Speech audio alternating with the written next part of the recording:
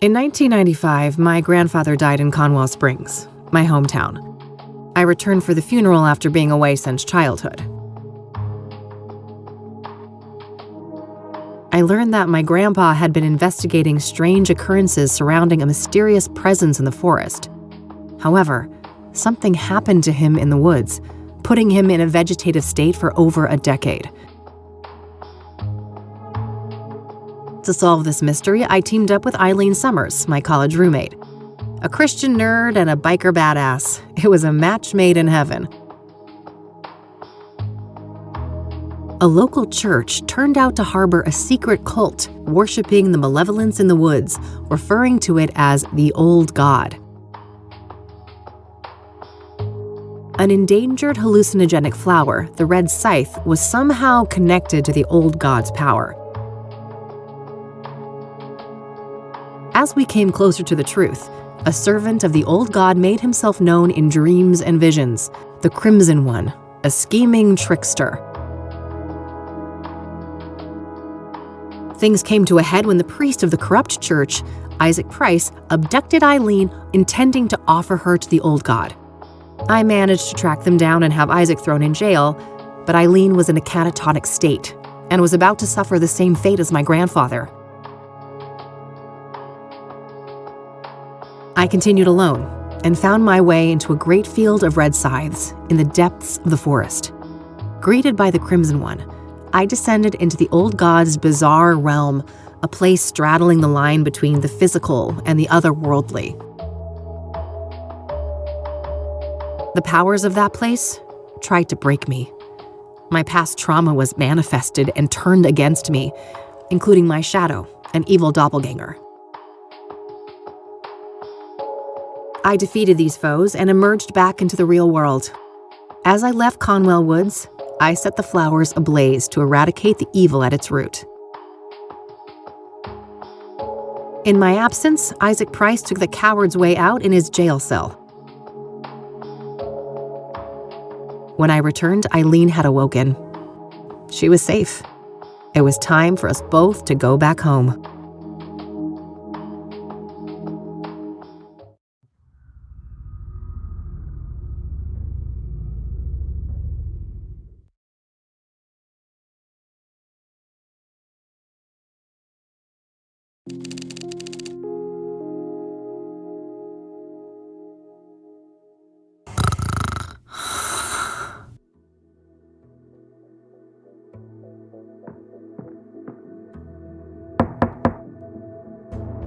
We're closed.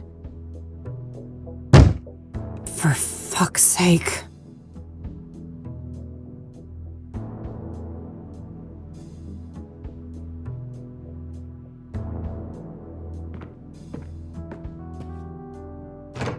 Hey, kid.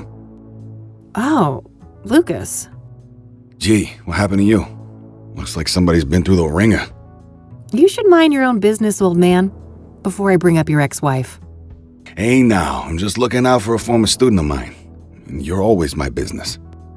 Oh, I bet I am. That's the only way a has-been like you could ever stay relevant. Ha! Yeah, that must be it. Now, you gonna invite me in and just let me stand here like an asshole? Fine, come in then. You want some coffee? I got enough, old sis, thank you very much. That brew you make is rancid. Oh, I did that on purpose. I wanted to do detective work, not dumb chores like some airbrained secretary. Feigning incompetence, huh? Clever move. I guess so. I just wish that shrewdness of mine could make me some money. There's my segue. Did you hear the news on the Soothsayer? I never took you for a sucker, Lucas. This is Cassidy. There's no way that reward is legit. You're wrong. Mayor Adams is different. He's the real deal. And you know this how exactly? Well, because it just so happens that I was hired to find dirt on the guy. I got nada.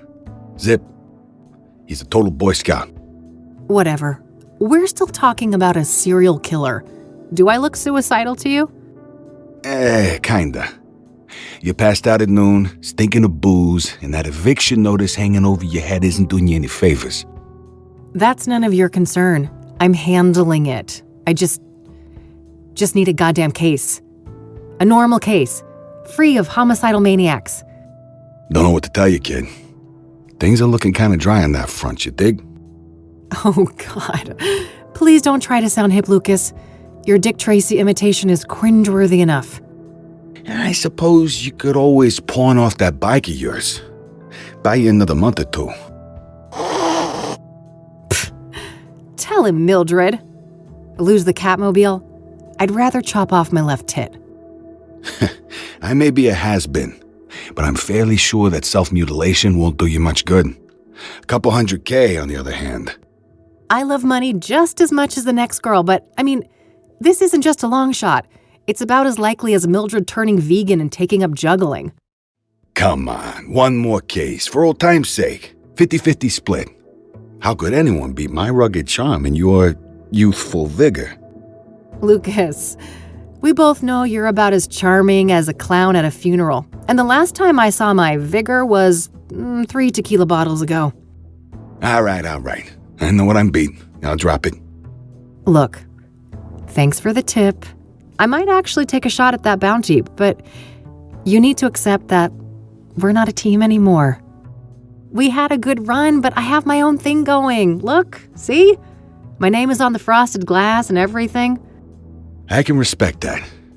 You're not allergic to a little quid pro quo from time to time, though, are you? Now, that I can do. That's how the world works anyway. It's all just an endless circle jerk of quid pro fucking quo. I don't quite see things that way, but my door is always open if you'd like to discuss the case. Sure. May the best woman win. You telling me I'd look good in a dress? Later, kid. Bye, Lucas.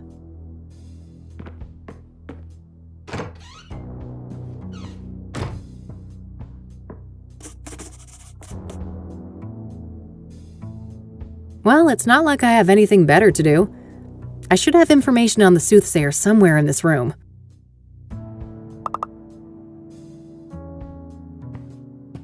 What bills? Never saw those. Nope, no siree.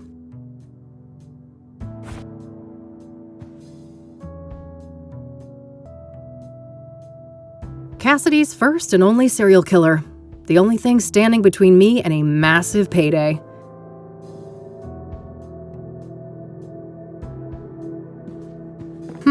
Yeah. Maybe there's something about the killings in these papers.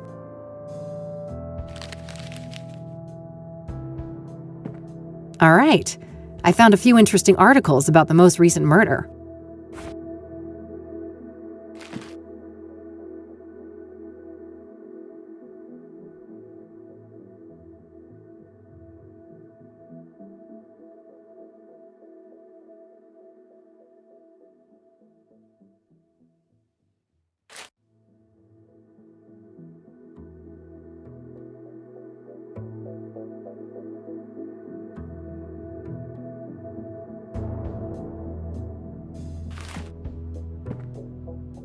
All right, I think that's everything I've got on Deborah in here. When I'm ready to leave, I should be able to learn more about the other victims at the library.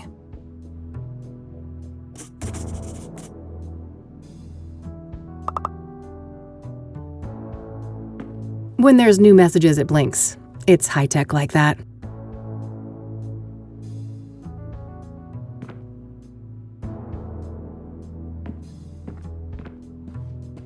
The yellow pages. Handy for looking up people and businesses.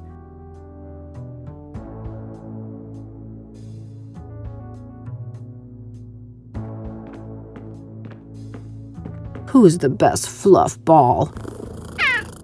Couldn't agree more.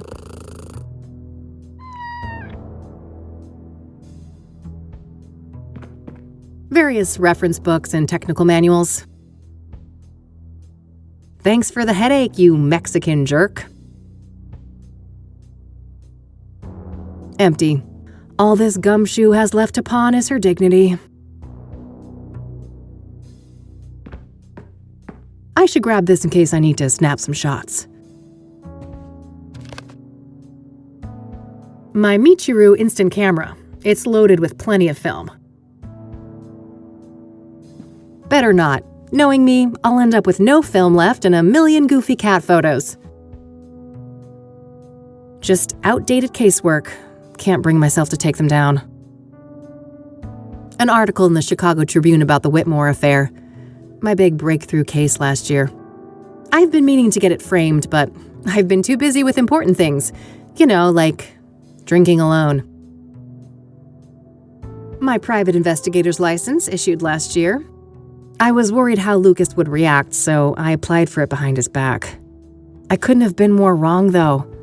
That old fart has been nothing but supportive since then.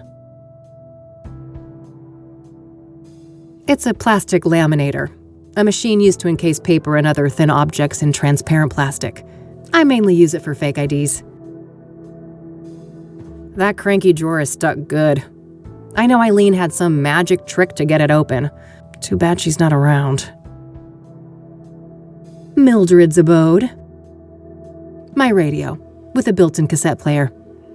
I prefer the quiet right now. The city we're in, unfortunately.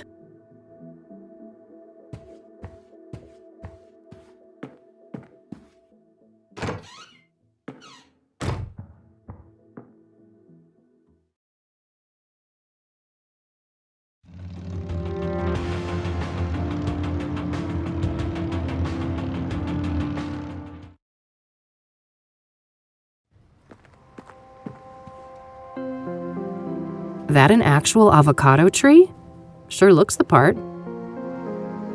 Nah, I got one at home. No thanks, ballet is not my kind of scene. So apparently if there's a fire, I'm supposed to run through those gigantic double doors 10 feet away. Phew, I'm saved. A plaque with some prominent donors. Interestingly, Deborah Sinclair is listed here. Ugh, plenty of bad memories from this place. Being forced here for school was the worst. The old librarian lady was the meanest hag you could imagine, and she had it out for me from the start.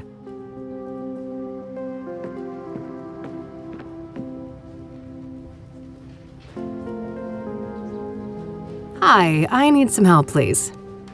Of course. How can I be of assistance? I'm looking to find some information on the Soothsayer. Ah. Quite a few people have taken an interest in that case lately. That's so. Well, I'm not scared of a little competition. So, you got anything for me? Yes. I would direct you to the microfilm viewer at the end of the hall. We have full scans of all of the major newspapers dating all the way back to the 50s. Perfect. I should be able to browse those for some articles about the murders. Indeed. If I may ask, what is your own interest in the case?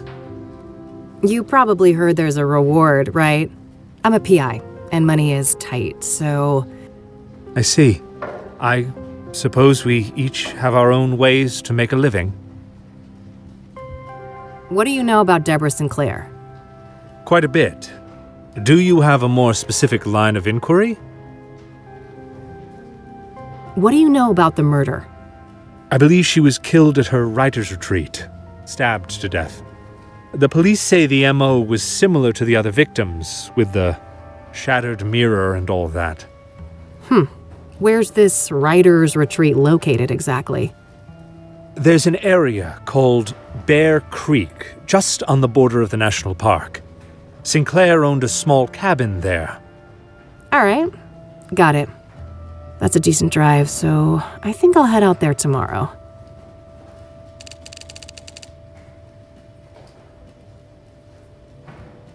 What kind of books did Deborah write? She dabbled in many different genres over the years, but her main bulk of work could probably be defined as horror, mystery, or a combination of the two. Afflicted, Dead Ends Meet, and the Jenny Payne trilogy are some of her most well-known titles. Huh, okay. Was she working on a new book when she died? I believe so, yes. But I don't have any details to share. Was Deborah a popular author? Oh, yes. Even before her death. Afterwards, her popularity has reached astronomical levels. I can imagine. Borrowing one of her books now is out of the question, right? Correct. 6 months' wait minimum. Yeah, I figured. What do you know about Deborah's private life? She had quite an interesting life. Adopted as a child, and her adoptive father, Sebastian Willis Sinclair, was an accomplished author in his own right. Deborah's birth mother was a young homeless woman, and her father was a Native American. Deborah spent much of her life trying to track down her biological father, unsuccessfully. Perhaps in some part due to her roots, Deborah's books have often contained subject matter inspired by Native American religion. She was childless and unmarried when she passed away.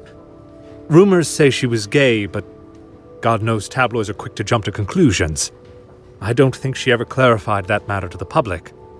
If you are curious to learn more, I would highly recommend her acclaimed autobiography, Unbound. Oh, I might check that out. Thanks for the information.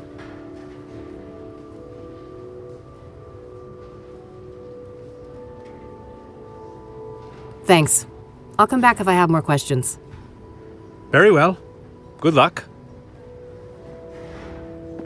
You can rent one of those if you lack a fixed address. Let's hope things don't come to that. A bunch of magazines. Mostly celebrity gossip, it looks like.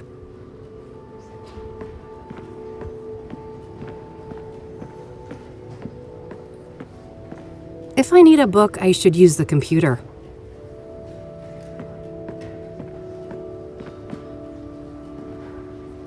Some local hero from the Civil War, I think? Well, either that or Beethoven. That guy gets around.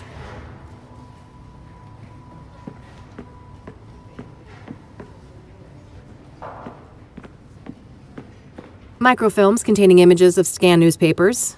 They're organized by calendar date. It's one of those advanced microfilm viewers. I'll need to insert a microfilm to use that.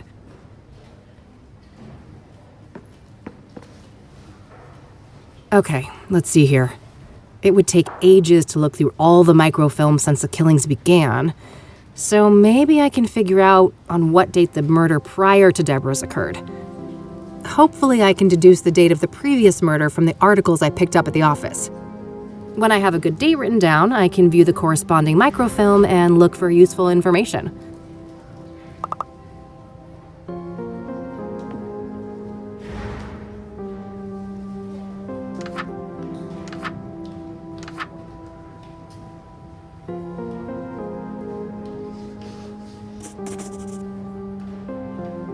All right, I've got a date written down. I can use that to find the corresponding microfilm.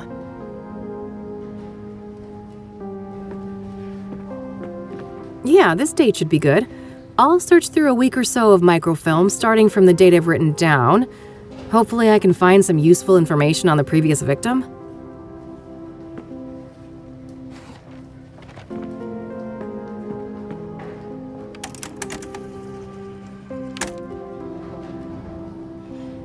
Yes, there we go. I'll have these printed.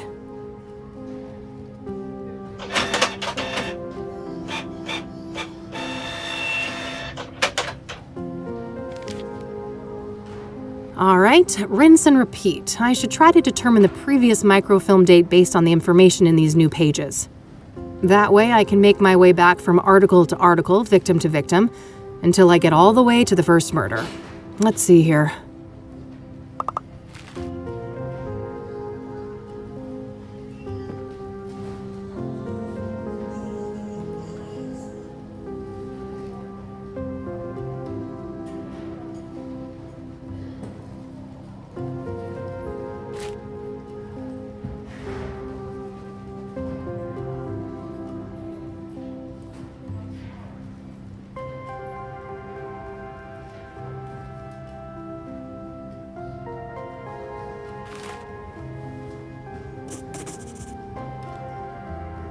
I know where Constance Hill is, but that's a fair distance from the city.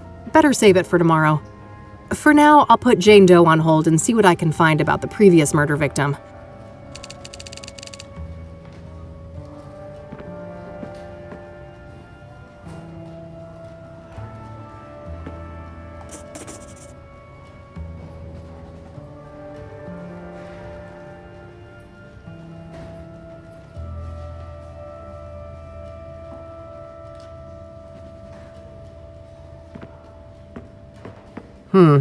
Worth a shot?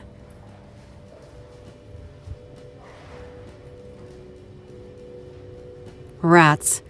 I was hoping to find issue number 842 here. I guess the Sun is not a daily paper. Oh, and Jane Doe died on April 25th to boot, didn't she? That's the day before this. Seems unlikely that the murders were that close.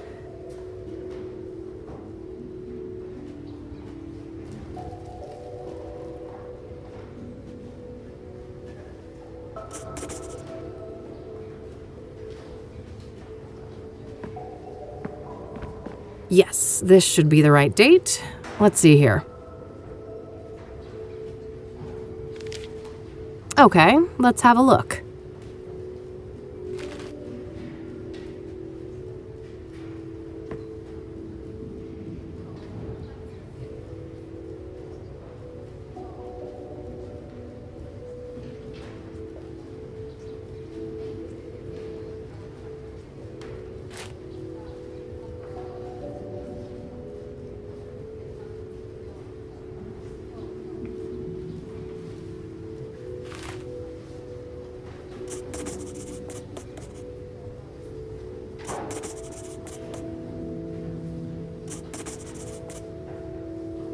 Okay, I'll make sure to look into that church later and maybe find the address. For now, let's move on to victim number 2.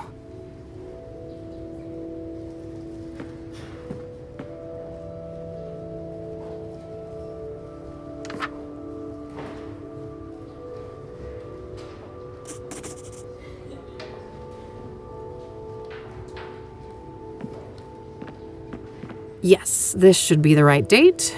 Let's see here.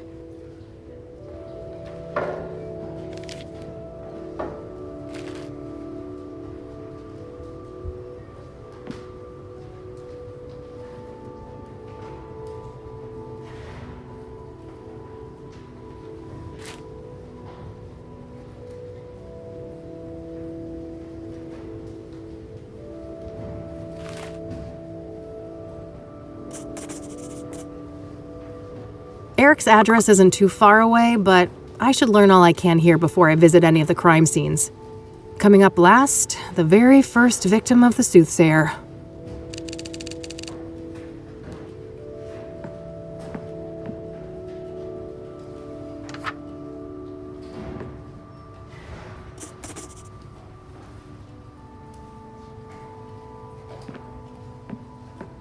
Yes, this should be the right date.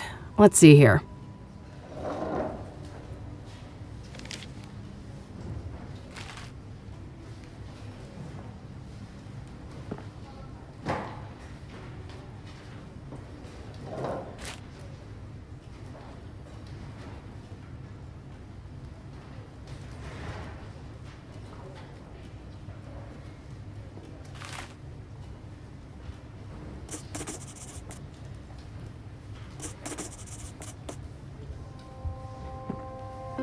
All right, that should be everything on the microfilms. I think I'll continue to focus on gathering information today and then head to each of the murder sites tomorrow.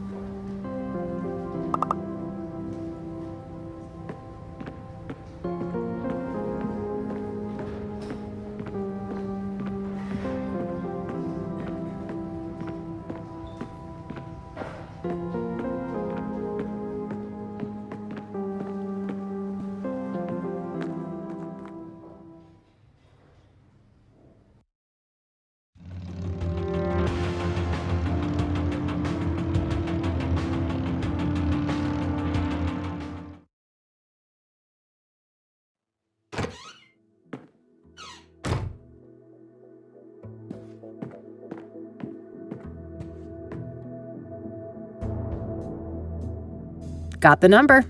I'll call first and see if a visit makes sense. God knows I have to be careful with those last drops of gas left in the bike.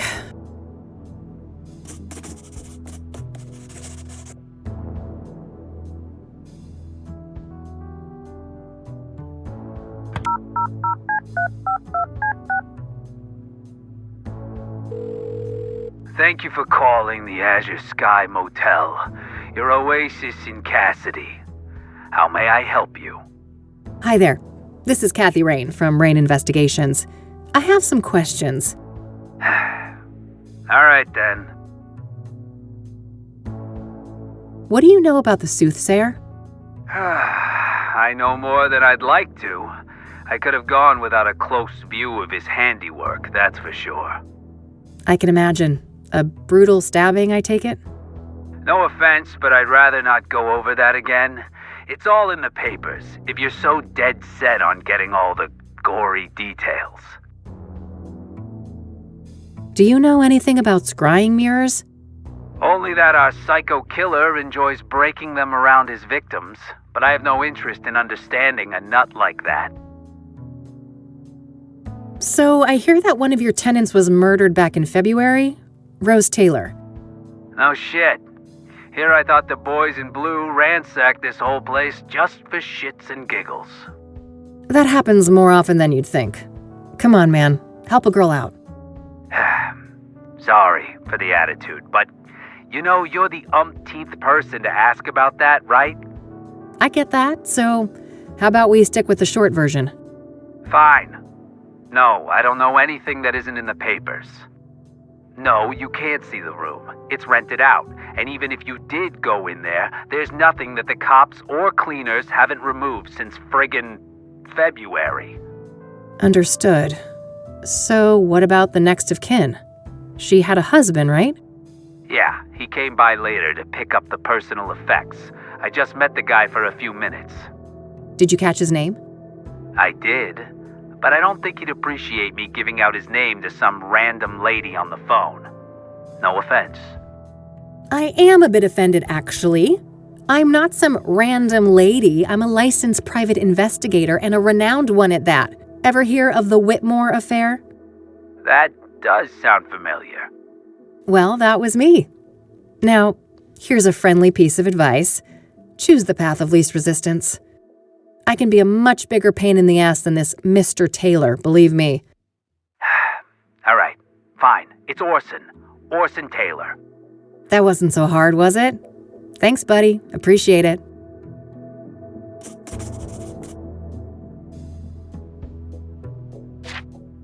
What can you tell me about your motel? The Azure Sky is a long-time family business. We've been serving tenants faithfully for over 40 years now. Oh, wow, quite a while. So, how many tenants do you have? We don't keep records of the number of tenants, but we have 50 rooms of varied sizes. We're about 3/4 full, but expecting to be fully booked during tourist season in the summer. Wait, tourists actually come to Cassidy? Somebody deserves a raise for one hell of a marketing campaign. No patriot of the community, huh? That's a shame. This city has a lot more to offer than people like you give it credit for. To each their own, I guess. What can you tell me about Orson Taylor, Rose's husband? Nothing much. Like I said, I only saw the guy once, a week or so after the murder. Okay, how do you seem? Like you'd expect. Messed up. Couple of kids, too. Breaks my heart, truth be told. So, if Rose was married and had 2 children, what was she doing in your motel? Now that's the million-dollar question, ain't it? You'll get no answer from me. Even if I could keep track of all of our tenants, I don't make a habit of sticking my nose in their personal affairs. Huh. Was she a regular then? Not really, just a couple of bookings in January and February. Look, I think I've said enough. Any other questions? We need to wrap this up. I've got calls on the other line. That's all, thanks. You're welcome. Have a great day now.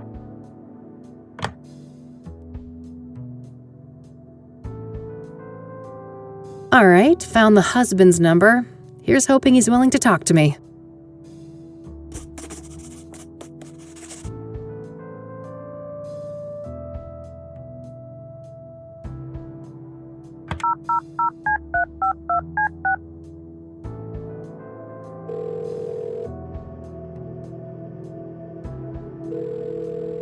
You've reached the Taylors.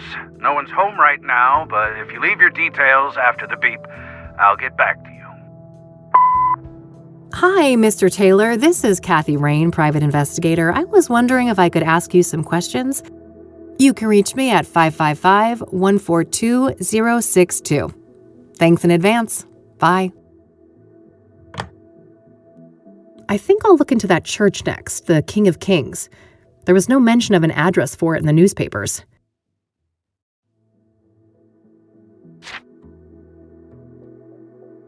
Great. I've got the address to the church. I'll head over there tomorrow.